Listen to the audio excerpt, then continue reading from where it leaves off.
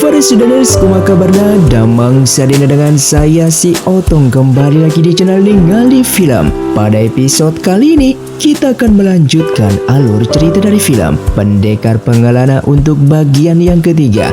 Dan tidak usah berlama-lama lagi, mari kita mulai ceritanya.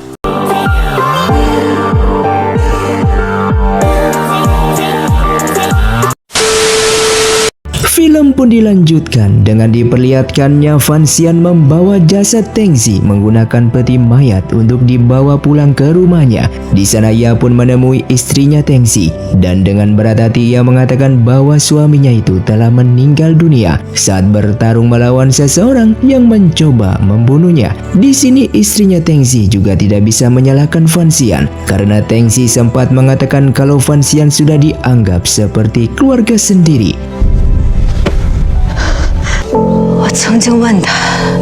Singkatnya, Fan Xian pun menemui Wang dengan memintanya untuk menyiapkan pasukan agar selalu menjaga rumah istrinya Teng Zi. Setelah itu Wang mengajaknya berbicara di tempat yang sepi karena ia mendapatkan informasi tentang pendekar wanita yang menyerangnya itu merupakan salah satu murid dari keempat guru besar di ibu kota. Namun ia juga yakin bukan keempat guru besar pelakunya, melainkan pendekar wanita itu yang memang berkhianat dan bekerja sama dengan kerajaan Bai. Sesaat Fan Xian pun teringat, ia sempat bertanya kepada anaknya Teng Zi yang pernah melihat rumah dari pendekar wanita tersebut.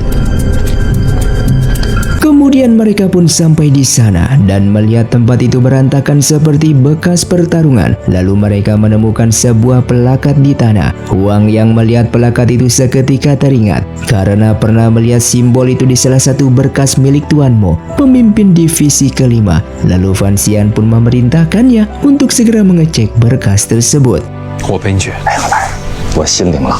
Di malam harinya, Wang secara diam-diam menyelinap masuk ke dalam ruangan milik Tuan Mo untuk mencari berkas yang bergambarkan simbol di plakat itu. Setelah mencari, ia tidak menemukan apapun. Lalu ia pun hendak keluar, namun Tuan Mo telah berada di sana dan karena sudah ketahuan, ia pun segera kabur dari sana. Wang lalu menemui Fan Xian di jalan dengan mengatakan apa yang sudah barusan ia lakukan ketahuan oleh Tuan Mo. Sulit baginya untuk bisa kembali lagi ke lembaga penyelidik saat ini karena gagal mendapatkan bukti. Fan Xian memintanya untuk tidak usah mencari berkas itu lagi. Saat di perjalanan, sesaat mereka mendengarkan warga yang berbicara mengenai Sili yang membakar tempat tinggalnya, yang membuat Fan Xian bertanya kemana Sili saat ini. Di sini warga mengatakan Sili telah pergi meninggalkan ibu kota dan pada akhirnya mereka pun sadar berarti Sili pelakunya. Wang yang berinisiatif mengajak Fan Xian keluar dari ibu kota untuk menyusul kepergian Sili. Dan sebelum melakukan itu, Wang terlebih dahulu pulang ke rumahnya untuk mengambil barang-barang. Setelah selesai mengambil barangnya, Fan Xian juga ingin pergi ke rumah Lin untuk berpamitan. Setelah tiba di rumah Lin, Fan Xian pamit untuk pergi keluar dari ibu kota mencari Sili yang dicurigai dalang di balik semuanya ini. Dan sebelum Fan Xian pergi, Lin pun memeluknya dari belakang.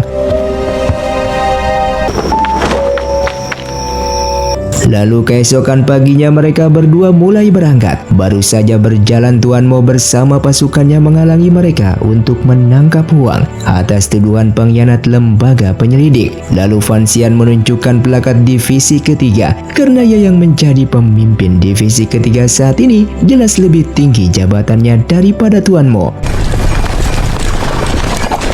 Tak lama kemudian pasukan berjubah merah milik kerajaan pun datang ke sana. Ternyata yang datang adalah ayahnya Fan Xian yang meminta Tuan Mo untuk tidak usah menghalangi jalan anaknya ini. Yang seketika Tuan Mo ketakutan dan membawa pasukannya pergi dari sana.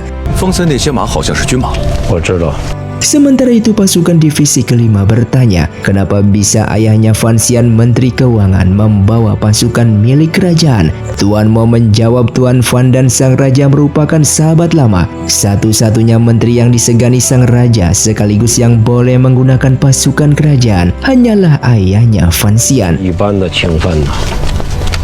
Singkatnya, setelah tiba di gerbang keluar ibu kota, Huang mendapatkan informasi dari para penjaga bahwa Sili pergi ke arah utara, yang dimana berarti Sili hendak pergi ke kerajaan Bai. Mendengar hal tersebut, Fan Xian segera mengajaknya pergi. 请跟我来。 Dengan waktu bersamaan, Tuan Mo memerintahkan pasukannya untuk secara diam-diam mengejar kepergian Sili dan harus ditangkap dan dibawa ke hadapannya. Jangan sampai Sili pergi ke kerajaan Bai. Sedangkan Huang membawa ketapel dan bersiap menembak seekor burung yang ternyata ia sudah tahu jalur surat yang biasa digunakan lembaga penyelidik untuk mendapatkan informasi. Burung itu membawa surat yang ditujukan kepada Tuan Mo bahwa ternyata pasukan milik Tuan Mo telah pergi mencari Sili, dan dari sinilah mereka mencurigai Tuan Mo juga ikut terlibat dalam masalah ini. Oleh karena itu, Fan Xian segera mempercepat langkah mereka sebelum Sili ditangkap oleh pasukan milik Tuan Mo terlebih dahulu. 何怕此问呐？未雨绸缪啊！ Diperlihatkannya pasukan milik Tuan Mo telah bergerak cepat dan mereka pun menemukan satu persatu seseorang mirip Sili. Namun itu bukanlah Sili yang asli. Kembali ke Fan Xian, ia sedikit mulai sadar apabila Sili meninggalkan ibu kota. Kenapa harus membakar tempat tinggalnya dan menunjukkan diri bahwa pergi meninggalkan ibu kota? Seharusnya apabila Sili ketakutan, maka Sili bisa saja pergi secara diam-diam tanpa harus membakar tempat tinggalnya. Dan dari sinilah ia sadar bahwa semua yang dilakukan Sili hanya untuk pengalihan. Huang pun menjawab untuk menuju ke kerajaan Bai terdapat dua jalur, yaitu ke arah utara dan yang kedua ke arah timur.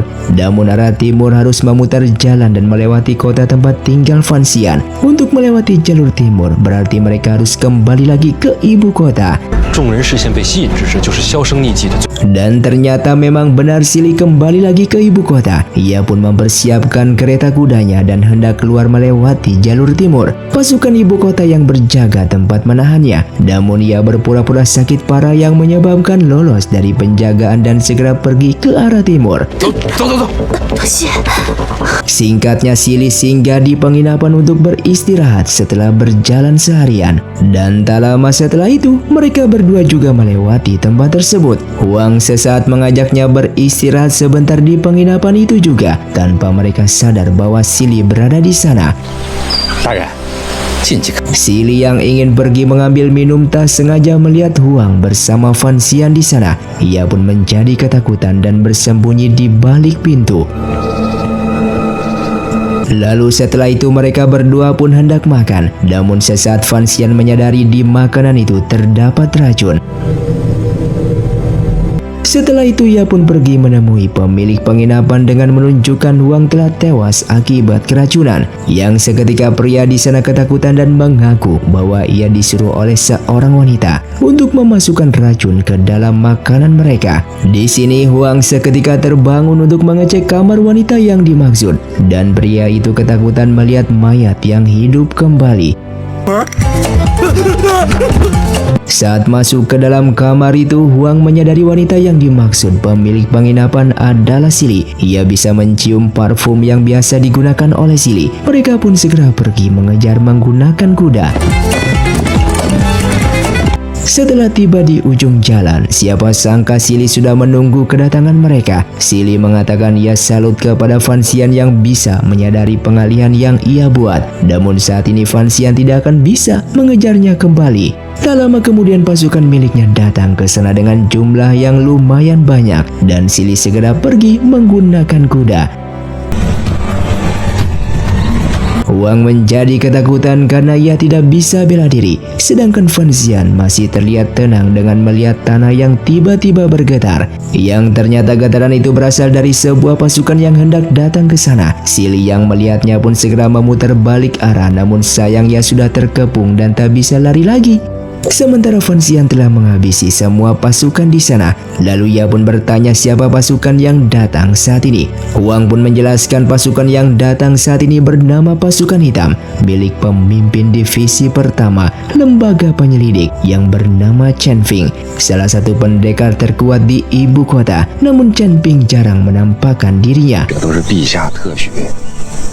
Salah satu pasukan hitam mengatakan kalau mereka datang atas perintah dari Chen Ping untuk membantu Fan Xian. Lantas Fan Xian bertanya kenapa membantunya karena ia tidak kenal dengan Chen Ping. Namun pasukan itu hanya mengatakan Chen Ping selalu berada di dekat dengannya di saat dalam kesusahan dan pasukan hitam pun akan siap untuk membantu. 我他的相貌也没人知道。 Sili yang sudah tertangkap lalu bertanya siapa Fan Xian sebenarnya karena mulai dari sang raja hingga Chen Ping selalu membantu Fan Xian. Namun di sini Fan Xian tidak menjawab perkataannya dan justru meminta pasukan hitam untuk menyerahkan Sili kepada dirinya dan biarkan saja ia yang membawanya kembali ke ibu kota.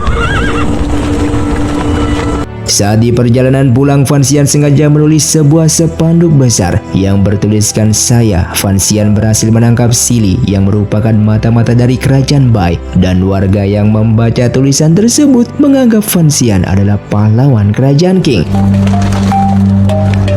Lalu saat singgah di penginapan, Fan Xian bertanya siapa orang yang menyuruh Sili untuk membunuhnya. Namun di sini Sili tidak mau mengatakan apapun dan justru ia meminta Fan Xian untuk membunuhnya saja. 就不能我不去杀你？ Singkatnya setelah tiba di ibu kota, banyak sekali pasukan lembaga penyelidik dari berbagai divisi untuk mengambil Sili karena Fan Xian tidak memiliki surat perintah penangkapan Sili. 公文回头再补。 Tak lama kemudian Tuan Yan pun datang ke sana dengan membawa dekrit sang raja yang berisikan perintah bahwa Sili harus diserahkan kepadanya untuk diinterogasi, sehingga semua divisi pun langsung terdiam dan tak bisa melawan. Setelah itu Sili hendak diserahkan kepada Tuan Yan.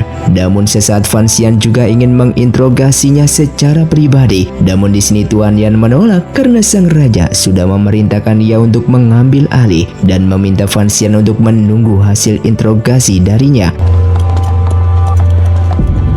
Dengan waktu bersamaan tiba-tiba Fan Rua menemui Li Zong putra mahkota. Kedatangannya ke sana ingin menjadi pengikut Li Zong dengan alasan ia ingin mengawasi pergerakan Fan Xian kakaknya. Ia takut Fan Xian akan melakukan tindakan bodoh lagi. Ia tidak ingin nama keluarganya tercoreng atas perbuatan kakaknya tersebut.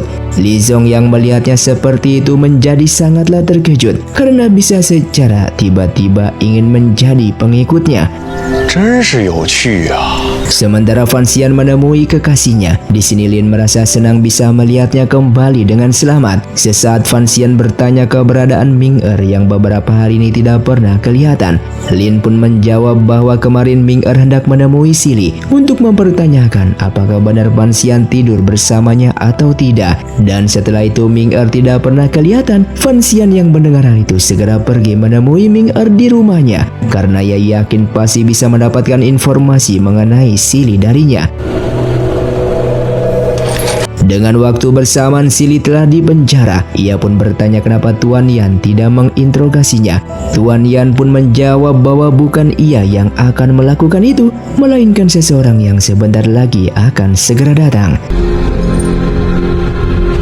Setelah bertemu dengan Ming Er, terlihat wajahnya agak sedikit pucat. Ia pun bertanya apa yang ia lihat saat mendatangi kediaman Sili. Sesaat Ming Er teringat bahwa Sili memberikan pelakat kepada seseorang yang bisa memerintahkan Jusu dan ia kenal dengan orang tersebut. Namun di sini ia tidak mau mengatakan apapun kepada Fan Xian dan memilih diam. 你是京都守备。 Karena Ming Er masih tidak mau buka mulut siapa dalang di balik semuanya ini, Fan Xian pun memanggil Huang dan memintanya untuk menggambarkan dengan lokasi lembaga penyelidik, lebih tepatnya lokasi penjara yang mengurung Sili saat ini. Saat di malam harinya ia yang telah mendapatkan lokasi penjara hendak pergi ke lembaga penyelidik. Sesaat ia didatangi oleh Huang yang ingin membantunya. Namun Fan Xian menolak karena apabila Huang ikut terlibat maka nyawanya dalam bahaya. 多谢，别让别人知道见过我。 Setelah tiba di lembaga penyelidik, terlihat banyak penjaga yang sedang berpatroli. Setelah terasa cukup aman, ia pun masuk ke dalam. Dan ternyata benar kedatangannya sudah diketahui oleh Tuan Yan atas perintah dari kepala divisi pertama, sehingga Fan Xian dipersilakan untuk menginterogasi Sili. Saat keluar, Tuan Mo bertanya kepadanya kenapa kepala divisi pertama sangat menghormati Fan Xian. Tuan Yan pun menjawab kalau ia juga tidak tahu. Di sini Fan Xian tanpa basa-basi bertanya, siapa orang yang telah menyuruhnya untuk memerintahkan Jusu dalam membunuhnya kemarin. Namun tetap saja Si Li tidak mau buka mulut dan memintanya untuk membunuh dirinya saja. Lalu Fan Xian segera memberikan pil beracun yang dapat membunuhnya secara perlahan. Seketika Si Li ketakutan, yang pada akhirnya menyerah dan akan memberitahukan nama seseorang di balik semuanya ini. Akan tetapi dengan satu syarat, ia rela dipenjara namun ia tidak mau mati. Ia pun membisikkan satu nama dan seketika Fan Xian yang terkejut mendengarkan namanya dan merasa tidak percaya. Sementara di luar, Huang ditangkap karena menyelinap masuk ke dalam lembaga penyelidik. Di sini Huang mengaku ia hanya ingin memasuki ruangannya saja untuk mengambil uang miliknya. Kembali ke Fan Xian, ia pun meminta Si Li untuk membungkam mulutnya apabila seseorang datang untuk menginterogasinya. Lalu setelah itu, ia pun keluar dari sana. Tuan Mo yang ingin masuk ke dalam namun dilarang oleh Fan Xian dengan mengatakan bahwa lembaga penyelidik tidak boleh menyiksa ataupun membunuh Si Li. Tuan Mo sempat tidak setuju namun Tuan Yan mengikuti segala perintahnya karena bagaimanapun juga kepala lembaga penyelidik sudah memberikan wewenang terhadap masalah Si Li kepada Fan Xian. Keesokan harinya, Fan Xian menyiapkan pasukan dari keluarganya yang dimana ia akan membuat kehebohan untuk melamar Lin sehingga warga berkerumun dan melihatnya. Saat di perjalanan, Fan Ruo menyadari pasti ada sesuatu hal yang sedang direncanakan oleh kakaknya ini. Fan Xian membenarkan perkataannya itu dan nanti ia akan ceritakan. 我在这儿等你。 Dengan waktu bersamaan, kakaknya Lin yang bernama Lin Bao sangat tidak setuju apabila Fan Xian menikah dengan adiknya ini. Lin mencoba mengatakan bahwa Fan Xian orang yang baik, namun tetap saja Lin Bao tidak peduli dan akan membunuh Fan Xian apabila sudah tiba di rumahnya. 范闲仰慕已久。 Yang pada akhirnya Fan Xian pun telah tiba, semua warga pun bersorak untuknya. Setelah ia dibawa masuk, sesaat salah satu pelayan membisikkan bahwa Lin Bao ingin membunuhnya dan meminta Fan Xian untuk segera pergi dari sini. Namun semuanya terlambat dikarenakan pasukan milik Lin Bao telah mengepungnya di sana. Tidak ingin melawan, Fan Xian segera pergi lompat melewati tembok rumah. Ia pun sadar pasukan tadi rata-rata master bela diri tingkat ke-7. 咱们有缘再见。 Singkatnya, ia pun kembali menemui Ming Er dan kali ini ia sudah tahu dalang dibalik semuanya ini adalah Lin Bao. Yang seketika Ming Er terkejut karena Fan Xian bisa mengetahuinya. Fan Xian pun menjawab Si Li sudah menceritakan semua kepada dirinya. Di sini Ming Er meminta Fan Xian untuk tidak bertindak gegabah karena Lin Bao merupakan pengikut Li Zong putra mahkota dan ia juga meminta Fan Xian untuk melupakan masalah balas dendam tersebut yang membuat Fan Xian menjadi kesal karena semua orang menganggap Teng Xi pengawal biasa. Ia pun mengatakan Teng Xi bukan seorang pengawal melainkan keluarganya, sehingga balas dendam kematian Teng Xi merupakan prioritas utamanya saat ini. 多谢告知真相。 Kembali ke Lin, di sana Lin Bao mengatakan kalau ia tahu Fan Xian memang orang yang baik, namun bukan itu masalahnya. Keberadaan Fan Xian yang datang ke ibu kota akan menyebabkan malapetaka dan banyak yang mengincar nyawanya saat ini. Maka dari itu ia tidak mau Lin menikah dengannya. 不该来京都，有很多人在盯着他。 Sebelum pergi, Lin Bao memberikan hadiah kepada adiknya itu. Lalu Lin membukanya dan ia pun terkejut kotak itu berisikan sebuah pisau belati. Fan Xian pada akhirnya menceritakan kepada Fan Ruo bahwa orang yang ingin membunuhnya selama ini adalah Lin Bao. Ia bisa tahu karena Si Li sudah menceritakan kepada dirinya. Lalu Fan Ruo menjawab Lin Bao merupakan pengikut setia Li Zong putra mahkota dan Li Zong selalu bekerja sama dengan Liun yaitu ibunya Lin. Dari sinilah Fan Xian menyadari lagi-lagi semuanya ini ada kaitannya dengan bisnis milik ibunya tersebut dan ia tahu orang-orang yang ingin membunuhnya saat ini tidak menginginkan ia mewarisi bisnis itu. Hingga di malam harinya Fan Xian memutuskan untuk membunuh Lin Bao demi balas dendam atas kematian Teng Xi. Dengan amarah yang tidak terkontrol, ia pun segera berangkat. Namun tiba-tiba Paman Wuzu datang ke sana. Kedatangannya membuat Fan Xian terkejut. Kemana saja sang paman selama ini? Paman Wuzu mencoba menahannya dan mengatakan ia sudah tahu masalah yang menimpa Fan Xian. Ia tidak akan bisa membunuh Lin Bao apabila kondisi Fan Xian tidak stabil seperti ini. Namun tetap saja Fan Xian tidak peduli akan pergi, yang pada akhirnya pertarungan di antara mereka pun terjadi.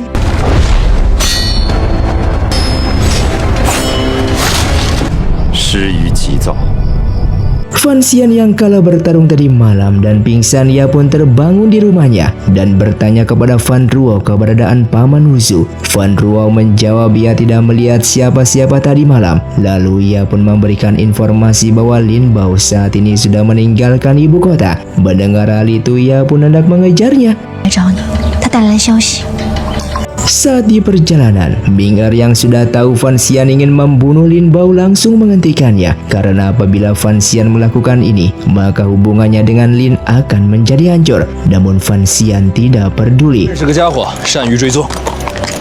Sementara itu Lin Bao telah keluar dari ibu kota dan menginap di suatu tempat untuk bersembunyi. Anak buahnya pun sempat bertanya siapa yang ingin Lin Bao hindari sampai keluar dari ibu kota. Namun Lin Bao tidak menjawab dan segera masuk ke dalam.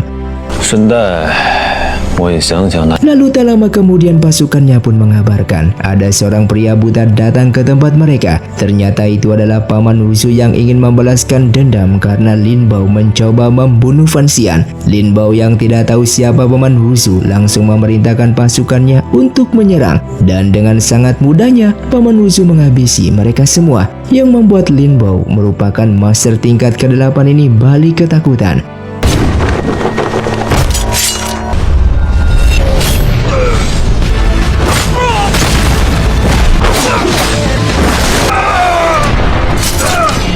Setelah itu Lin Bao mencoba bernegosiasi dan akan memberikan apapun asalkan tidak membunuh dirinya. Namun sayang Paman Wuzu tanpa basa-basi langsung membunuhnya di tempat.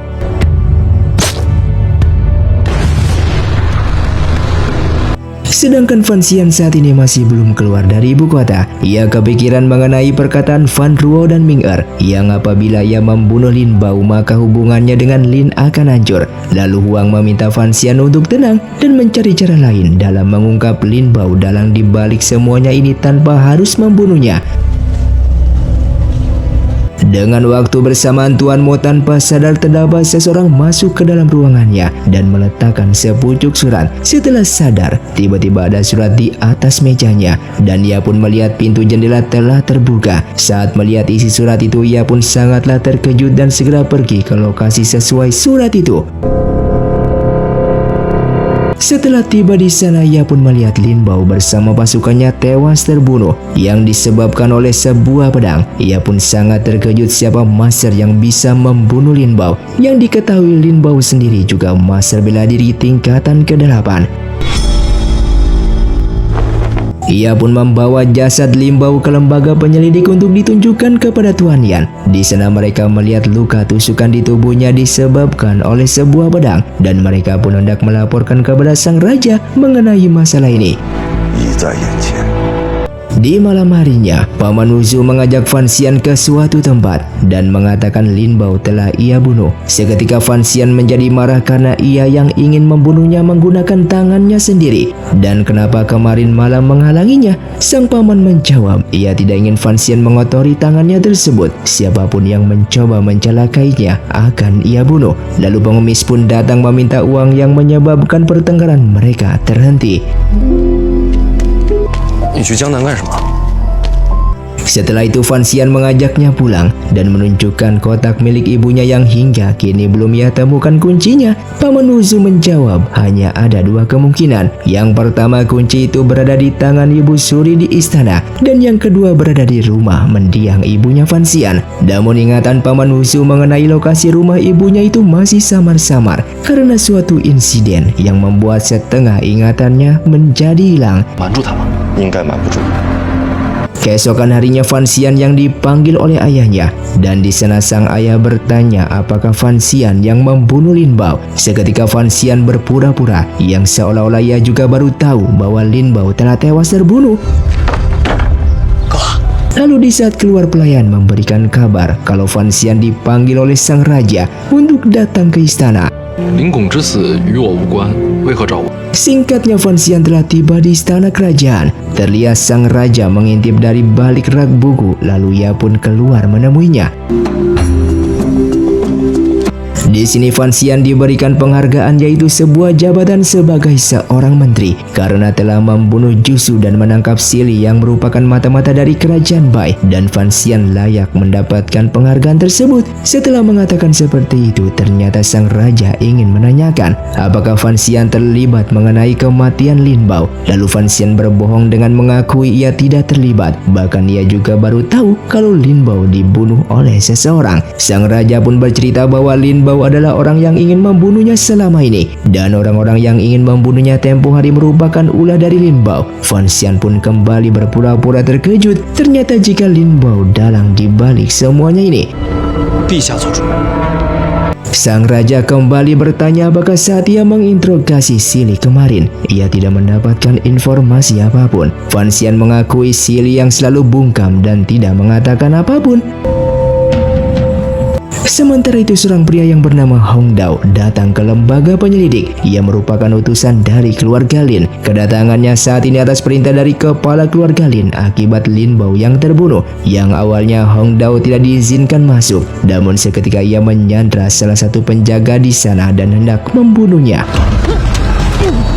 Lalu Hong Dao menemui Sili. Ia pun menyiapkan beberapa alat untuk menyiksanya, dan Sili harus menjawab jujur. Apakah Sili menceritakan kepada Fan Xian bahwa Lin Bao dalang di balik semuanya ini? Dan Sili mengaku ia tidak menceritakan apapun kepada Fan Xian. Merasa ragu atas jawabannya, Hong Dao pun hendak menyiksanya di sana sampai Sili mengatakan jujur. Sementara itu Fan Xian diundang untuk datang ke rumah keluarga Lin. Saat masuk ke dalam, ia bertemu dengan seorang pria yang bernama Linda, yang merupakan anak pertama dari keluarga Lin. 我有好多问题想。 Sementara kepala keluarga Lin yang bernama Lin Fu melihatnya dari kejauhan. Ia adalah ayah kandungnya Lin. Kembali ke Sili, meskipun disiksa berkali-kali namun ia tetap bersikeras mengakui bahwa ia tidak mengatakan apapun. Tuan Yan lalu datang ke sana dengan mengusirnya karena Hong Dao sudah menggunakan kekerasan dalam menginterogasi. Sesaat Sili mencabut sebuah jarum di tangannya dan melemparkan jarum itu ke arahnya. Lalu Hong Dao kembali menemui Lin Fu dan melaporkan kalau Sili mengakui tidak menceritakan kepada Fan Xian bahwa Lin Bao orang yang ingin membunuh Fan Xian. Ia sudah menyiksanya berkali-kali dan Sili tetap mengatakan hal yang sama. Mendengar hal tersebut, Lin Fu menyatakan yang apabila Fan Xian tidak tahu bahwa Lin Bao yang ingin membunuhnya, berarti kematian Lin Bao anaknya itu bukan dipenuhi oleh Fan Xian dan dia sudah salah menyangka. Lalu Hong Dao meminta untuk memberitahukan hasil interogasinya kepada Li Song, putra mahkota, karena bagaimanapun juga Lin Bao adalah pengikut dari Li Song. 请先生将我的意思。 Setelah itu Fan Xian dipanggil untuk masuk ke dalam. Di sana Lin Fu menceritakan semuanya bahwa Lin Bao anaknya itu dalang di balik semuanya ini yang ingin membunuh Fan Xian. Seperti biasa Fan Xian berpura-pura terkejut setelah mendengarnya, dan seolah-olah ia baru tahu Lin Fu sebagai sang ayah meminta maaf atas pelakunya anaknya ini. Ia juga tidak tahu Lin Bao akan melakukan hal tersebut. Maka dari itu Lin Fu ingin Fan Xian segera menikah dengan Lin anaknya. 难道是太子？ Sementara di tempat lain, Hong Dao menemui Li Song yang kebetulan Fan Rao juga berada di sana. Ia pun mengabarkan bahwa kematian Lin Bao tidak ada hubungannya dengan Fan Xian. Ia bisa menjamin karena hasil interogasinya kembali ke Sili, dan Sili mengakui tidak menceritakan apapun kepada Fan Xian. 想想什么？袁某不。 Sementara di sisi lain, Lin Fu meminta Fan Xian untuk menjauhi dua orang. Yang pertama adalah Li Zong, putra mahkota, dan yang kedua adalah mantan istrinya, yaitu Liun, ibunya Lin. Hubungannya rusak dengan istri pertamanya gara-gara Liun masuk ke dalam kehidupannya itu, yang memanfaatkan dirinya agar bisa tinggal di istana kerajaan dan menjadi adik angkat sang raja. Ia pun mencurigai otak di balik semuanya ini adalah Liun yang berencana membunuh Fan Xian, karena Liun tidak ingin Fan Xian mewarisi bisnis ibunya Fan Xian. 我会尽力从 Setelah Fan Xian pergi, Hong Dao pun bertanya kenapa ia menyetujui pernikahan Lin dengan Fan Xian. Lin Fu menjawab ia sadar Fan Xian adalah pria yang baik karena terlihat ia bersama Linda, anaknya itu bermain bersama. Semua orang yang bertemu dengan Linda pasti akan mengejek dan meremehkannya, namun tidak dengan Fan Xian yang justru mengajaknya bermain dan tidak menjauhinya. 发自内心的。罗广儿的死和他无关。 Dan film pun bersambung. Terima kasih untuk kalian yang sudah menonton video ini sampai habis. Sampai jumpa di video selanjutnya. Saya pamit undur diri ningali film. See you, tunggu diri dan salam Sundaners.